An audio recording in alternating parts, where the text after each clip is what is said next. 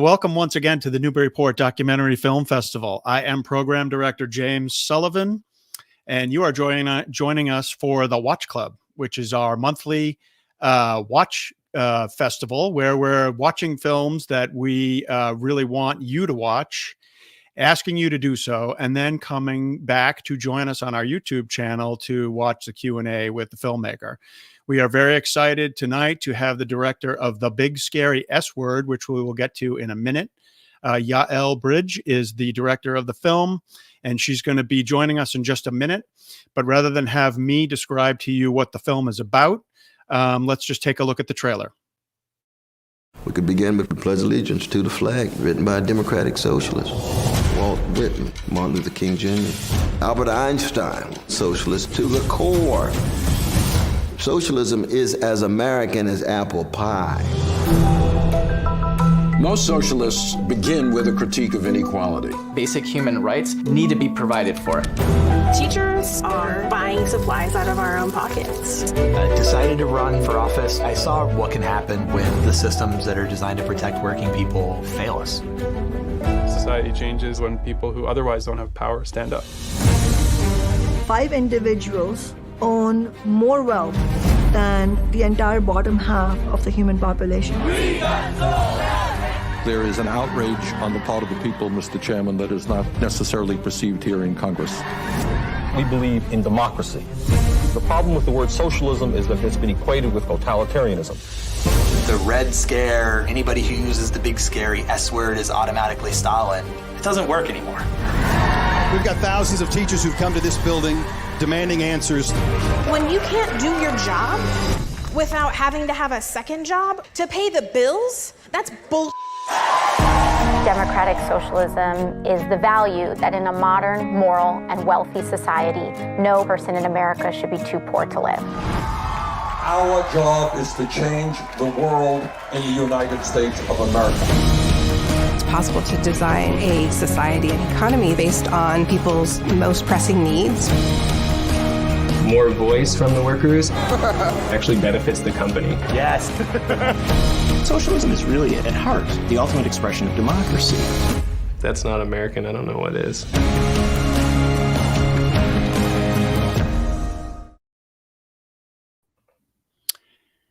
So please welcome to the Watch Club, Yael Bridge. Hi, Yael. How are you? Hey, good. How's it going? Good. Now that we've got our technical difficulties squared away, it's going good. I am very excited to talk to you about your film.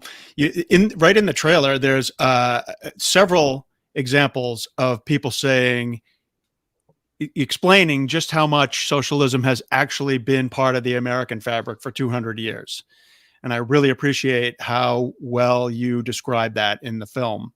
So, you know, I think that the title of the film says it all, essentially. The idea that this is the scary word, you know, this word that when certain politicians have a complaint with something that someone like Dan Carter is trying to do, all they do is throw a dirty word at them, basically.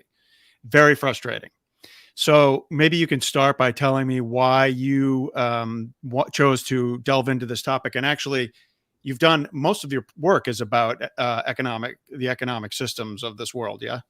It is. Yeah, it definitely wasn't my intention going into this field, but I think that is where I have landed in current political situation. Sort of makes me feel like that is what I needed to be working on. Yeah. So I guess the idea for the film started, well, on my last film, I was working with Robert Reich, who was the labor secretary under Clinton. Right. And I was working with him on a film called Saving Capitalism, which traced his years sort of in government. And we were traveling around the country, filming with different people during the 2016 primary season. And so we just kept bumping into these Bernie Trump voters in rural America and really surprising places to me, where people who wouldn't identify with socialism, didn't know what socialism was, were saying, oh, you know what, well, we need to change, and I'm down with Bernie. And then we know what happened. Bernie didn't get the nomination. Those voters went to Trump. Trump became our president. But it was clear like something was happening. And it was surprising to me. I wasn't calling myself a socialist. My friends weren't calling themselves socialists. That Bernie was, that there was this word that lots of people, including myself, didn't know what it meant, but it seemed like it was encapsulating a lot of values that people shared. So it really was just a curiosity that I had to go and explore what this word was and what did people who believed in it, mostly what they believed. That was really important to me. So this was a learning process for you, obviously. You didn't come in with a real conviction or an ideology. You just wanted to know more about why it was that this word has become a pejorative, right? Certainly. Yeah. I mean, I wasn't a card-carrying member of DSA or anything. I mean, I had my own politics for sure. Right. But those didn't fall under like that language at all.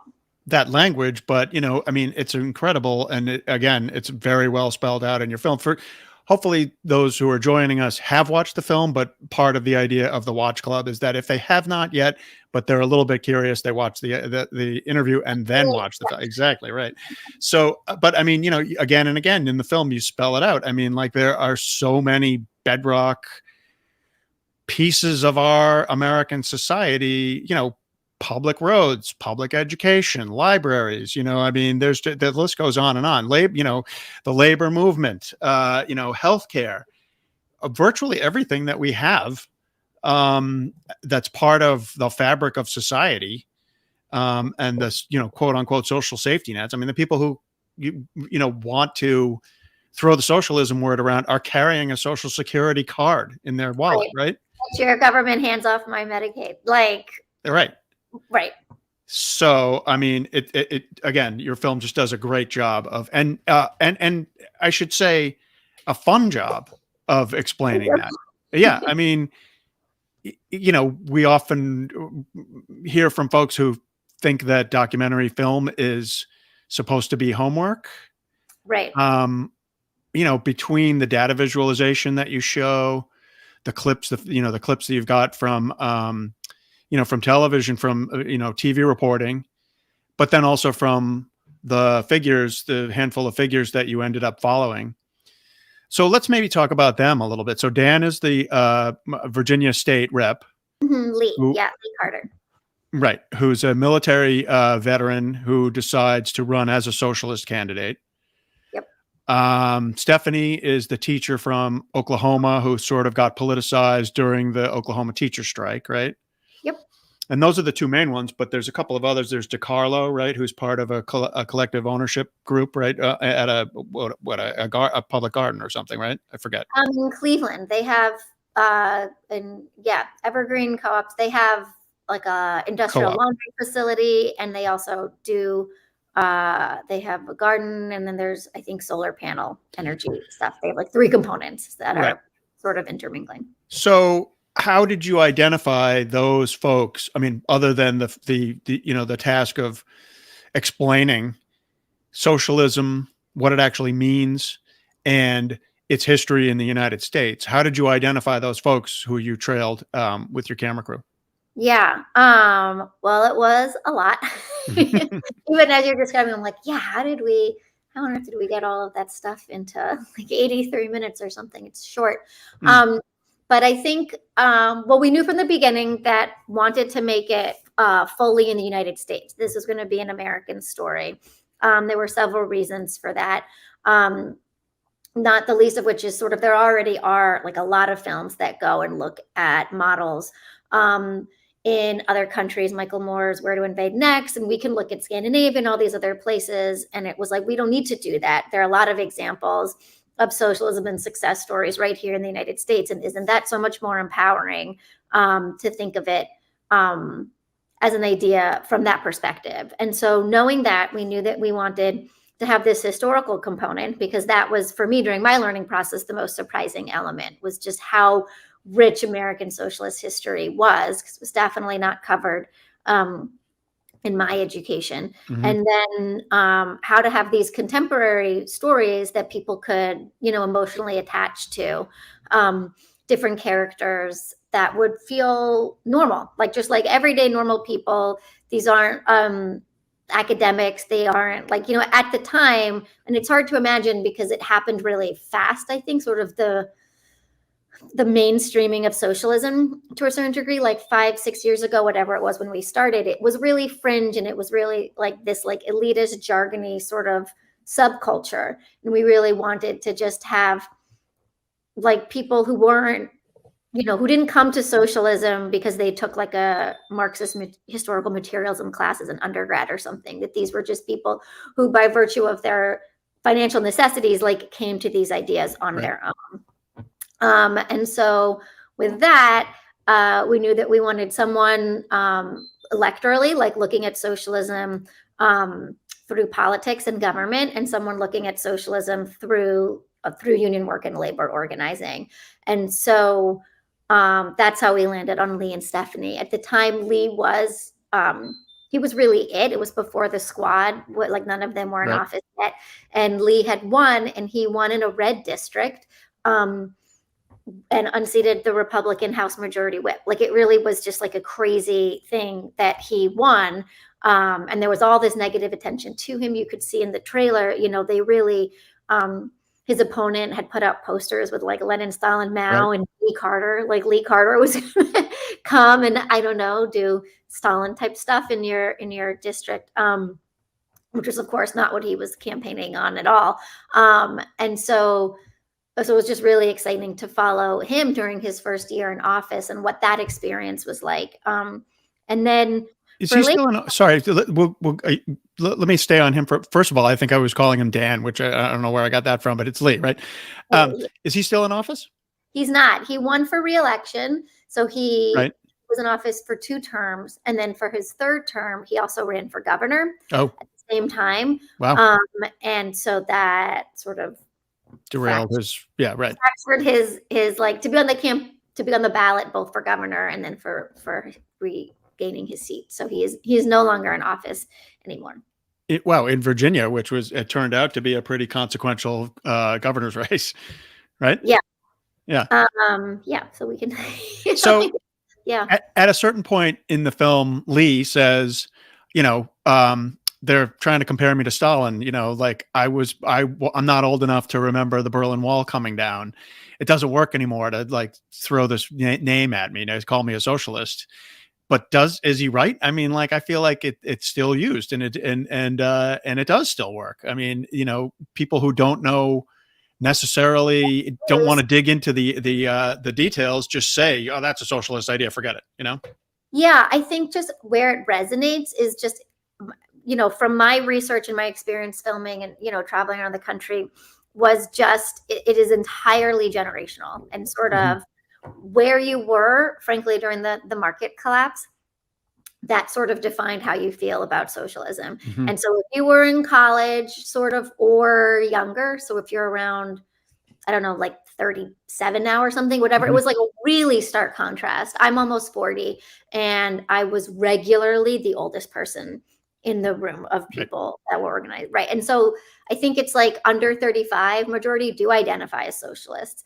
At the very least, they definitely don't identify as capitalists. And over 40, even just like minimally over 40, people would say to me, oh, that's crazy. Like socialism. That's never going to happen. Right. Never going to work. You're nuts. And I was like, to be honest, you just sound old. Like, I don't want to hurt your feelings because you're my friend or whatever, but you've never sounded older. That is just like a very clear line. So I think it works if you watch Fox News, and in certain communities, I don't want to be dismissive, but it does feel really generational. Sort of if you're over 80 or younger 40, then that word doesn't carry the same weight. And that just has to do with sort of where you were for Cold War propaganda. Right. Have you gotten much? Well, so no, let me ask you this first. Yeah. We were actually discussing bringing your film here about 1.5 years ago when it first came out, right? That's about the right timeline, right? And then when, I realized that you were going up on Hulu for the first time, seemed like a great opportunity to, reach out again and bring you in. So your film has actually been done in the can, and you started showing it about a year and a half ago. What's different now? I mean, one thing that I noticed in my second watching of the film is that, the Bernie, the focus on Bernie in particular. Bernie is still in office, but the Bernie mania is kind of behind us now, right? Yeah. What would you say, and that's just one example, I guess, what would you say is different now in the last year and a half, especially since the last guy left office and the new guy became president, in terms of your sort of being forced to do the slow rollout of your film because of COVID? Yeah. Well, there's so many answers to that. I mean, the film did get finished in 2020. We were set to release at a film festival in May of 2020. And so it's been done for some time. And we were really careful and intentional while making the film not to date it, that it has these character pieces, that it has a lot of historical stuff. We specifically didn't want to focus on Bernie. I specifically didn't want to use language of a Green New Deal, because who knows what language people are going to be using 5-10 years, even like 6 months later. Right. Let's make sure the film is focused on the ideas and not so much, the language around it. And so I think the film definitely is still deeply relevant in terms of what the political landscape looks like now.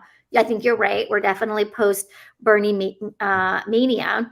And I think COVID, has just changed.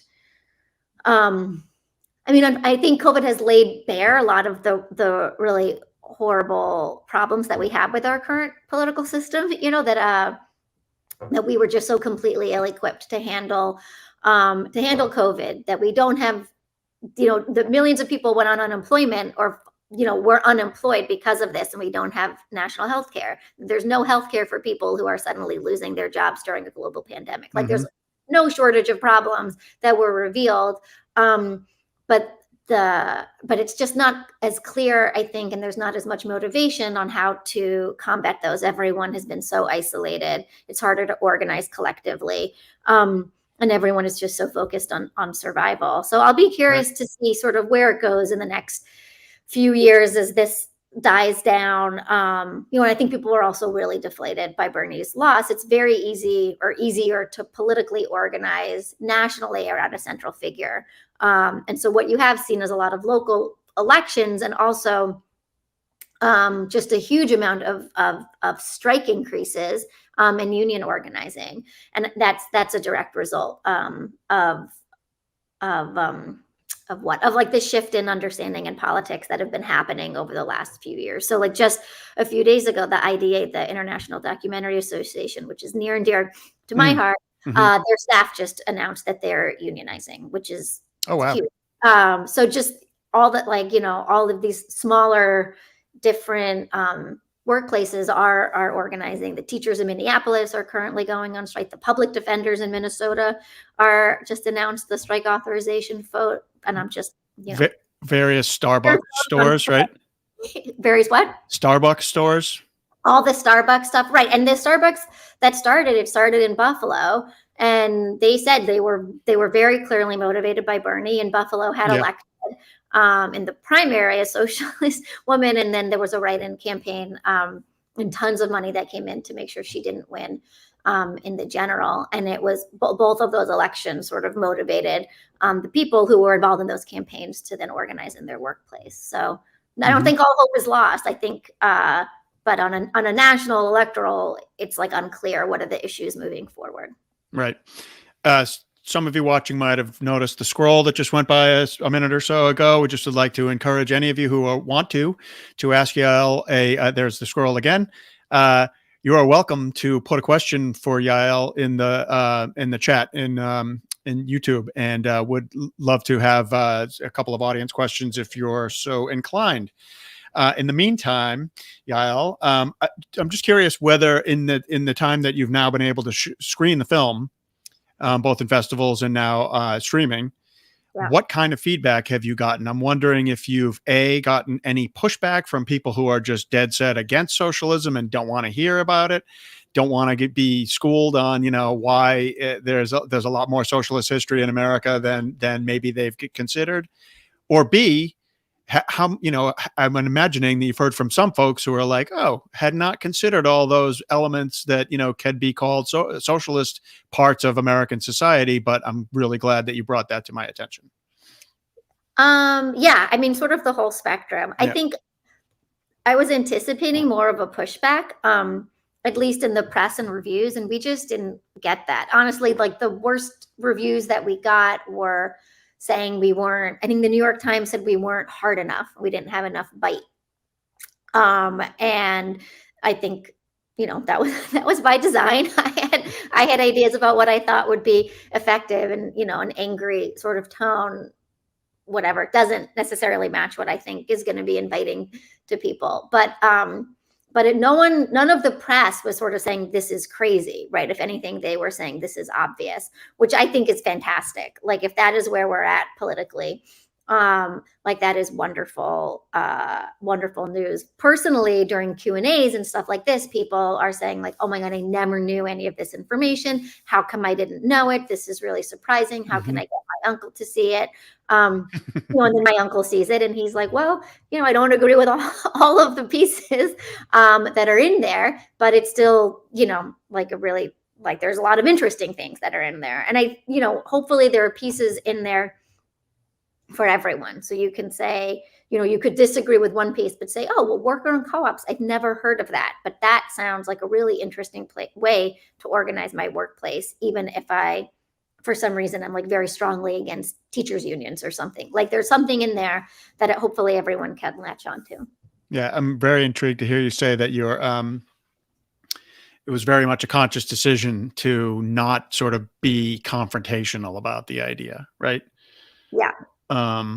Socialism is always defined as, sort of very much on one end of the political spectrum, which kind of implies that there's another end that's going to be butting heads in the middle somewhere.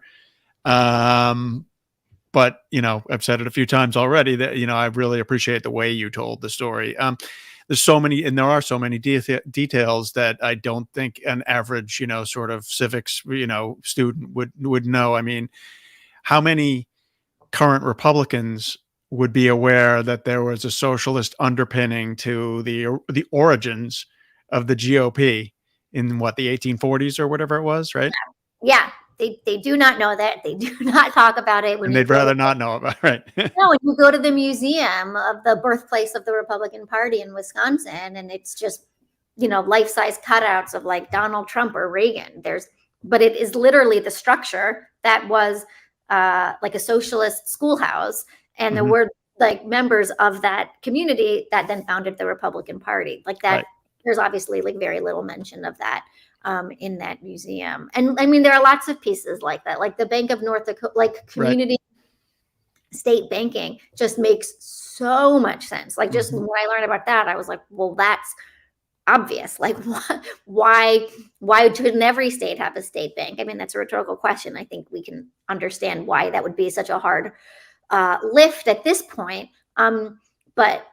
But the Republicans in North Dakota all love their state bank, and they don't call it socialist. And they would be really angry if you called it socialist, despite the fact that their bank was founded by socialists specifically to combat capitalism going on in other states that were undermining their communal interests.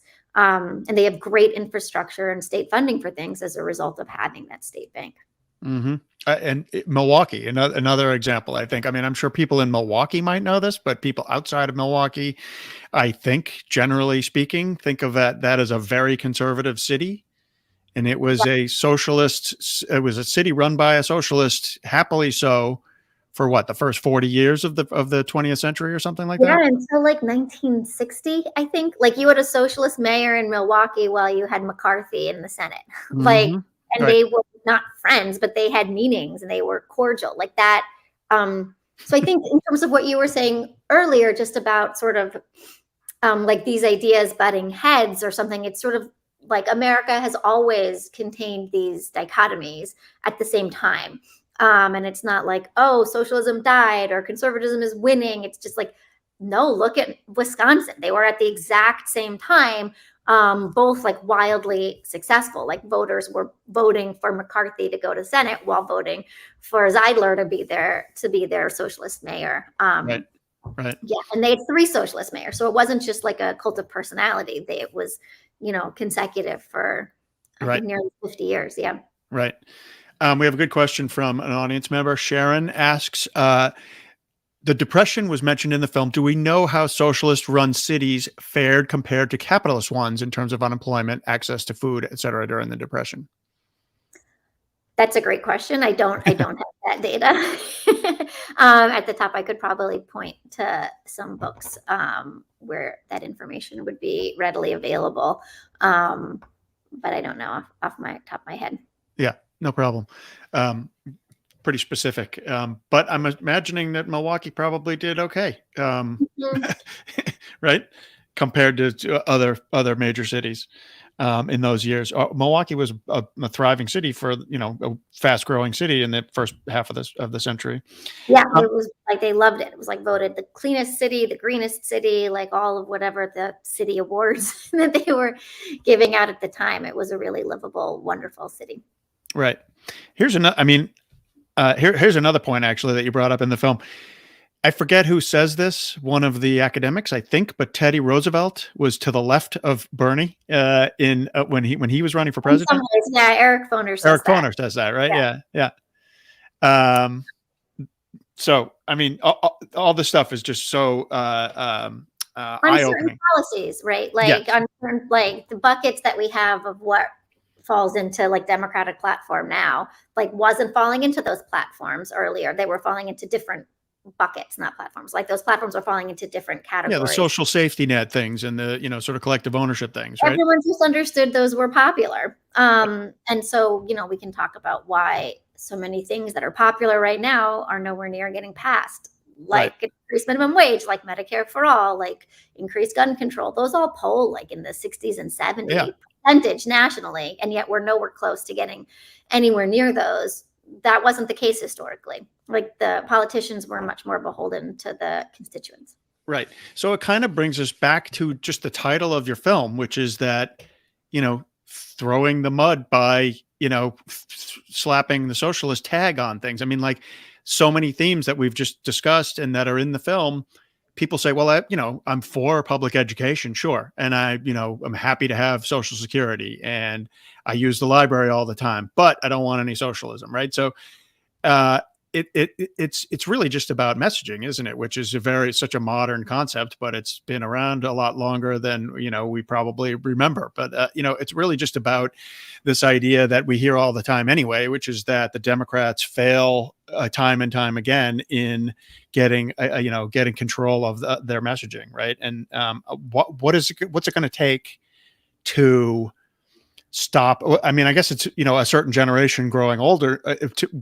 like Lee Carter, your Virginia state rep says, he's not old enough for it to bother him. And it's not a dirty word to him. So his peers and younger just need to it's just a matter of time. They hear capitalism and they go, oh, that was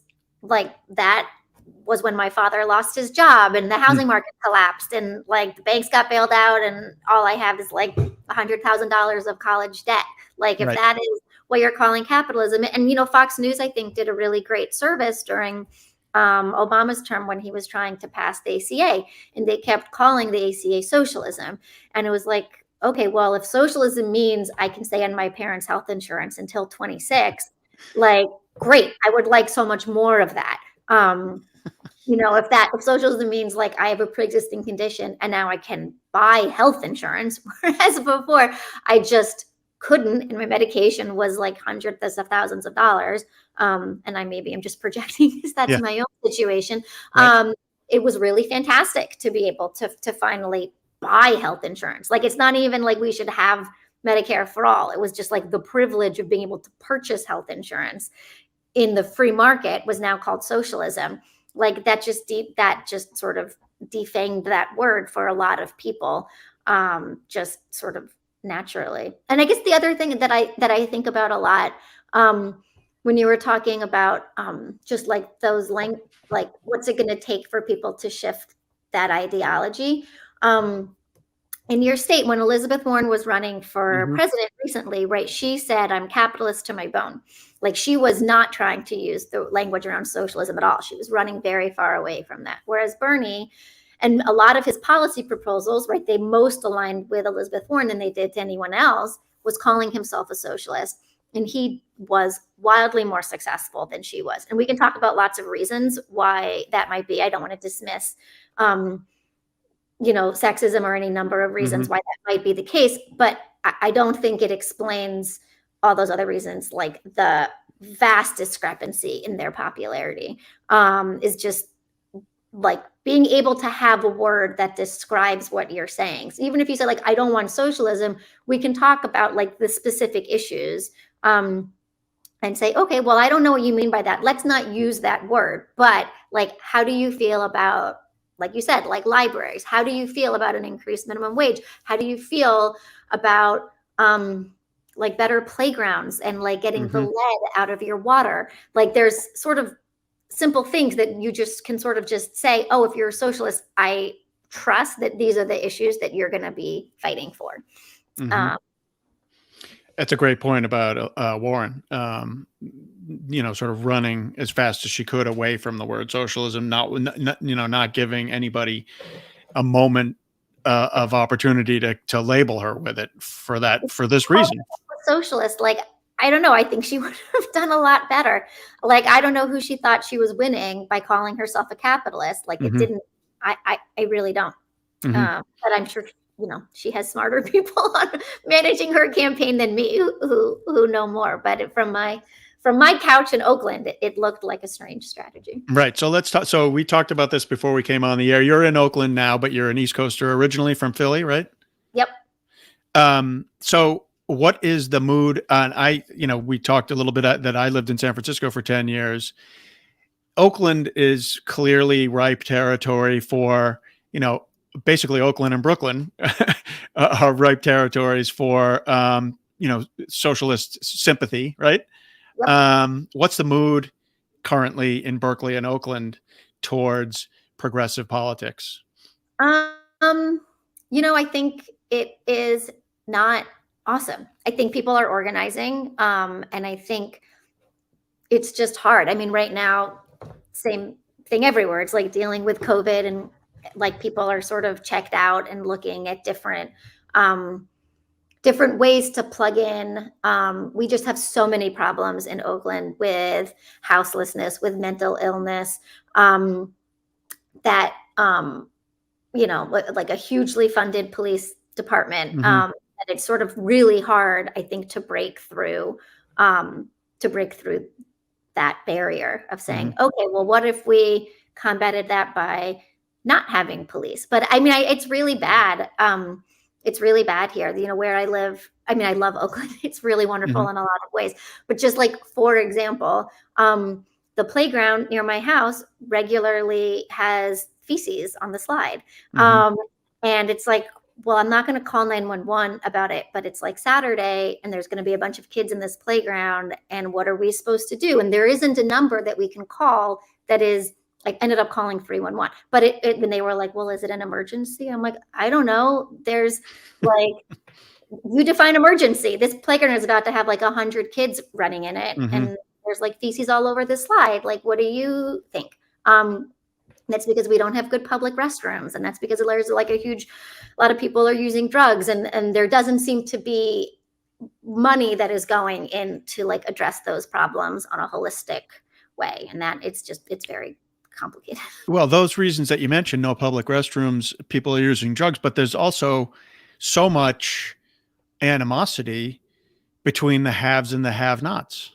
Yeah. Right. I mean, whoever is pooping on the slide is probably, whether they're, healthy, sound of mind or not, angry, rightfully so, that they're houseless and have not ever gotten a break to try to make a decent life for themselves. And there's not affordable housing, and they keep investing money in like luxury condos because that's what makes money, and that's who's buying, and not affordable housing or good public housing. It's just like the city just seems to be responding by like sweeping up tent cities that develop under like highway passes, which is just not a solution. People just move to somewhere else. Right. Yeah, those things just kind of baffle me. So at the beginning, you said that you're a filmmaker. You had not necessarily planned on making all your films about economics in America. Are another sort of two-part question, I guess. What did you envision your filmmaking career to be about? Did you have any kind of theme in mind? And at this point now, do you feel compelled to continue on this path and keep looking at economics in some way, or do you want to do something totally different? Yeah, I mean, I am just personally drawn to like more like slow, boring essay documentaries that not many people watch, but I like find really riveting. And just haven't, since I finished film school, just have been making these political issue films, whether it was Saving Capitalism or I worked on a film called Left on Purpose, which was about sort of a yippie who was living in Brooklyn, and so was deep diving into 1960s archival material, which is really super fun. But like you shouldn't get good at something you don't want to do, and now I'm really good at this, and so that is something that I think would be hard to leave. I'm currently just finishing a film on the LA teacher strike of 2019, which just took me obviously like a little bit of time to do. It's a short where we were hanging out with the union leadership from the strike authorization vote till their first day back in school. And so that type of stuff is really exciting to me. But I don't want to just be doing like political economy, big films. I mean, they're expensive to make. Fundraising is horrible. And it's a lot. Like this film had so much shooting and so many interviews and like so much research that we had to do beforehand. The idea of just like, oh, I'm going to shoot a film, I'm going to follow someone for like a little bit of time, and then it's just going to be observational and something smaller and quieter. That isn't also going to make me so depressed and like an unpleasant guest, which I really have become. I just get all let me tell you about whatever. It's not very fun to be around. So, yeah. Well, we look forward to having you tell us about whatever the next thing is that you get excited about. I will look for the short. Do you have a title yet for the LA teacher strike? Called When We Fight. We Fight. Nice. When We Fight. When We Fight. Sorry. Okay, great. Yael Bridge, thank you so much for joining us. Really appreciate it. Thanks to Sharon for being a great fan of the show and asking a question. Tell your friends, and we will see you soon. Yael, we'll hopefully see you down the road. And thanks again for joining us. Pleasure.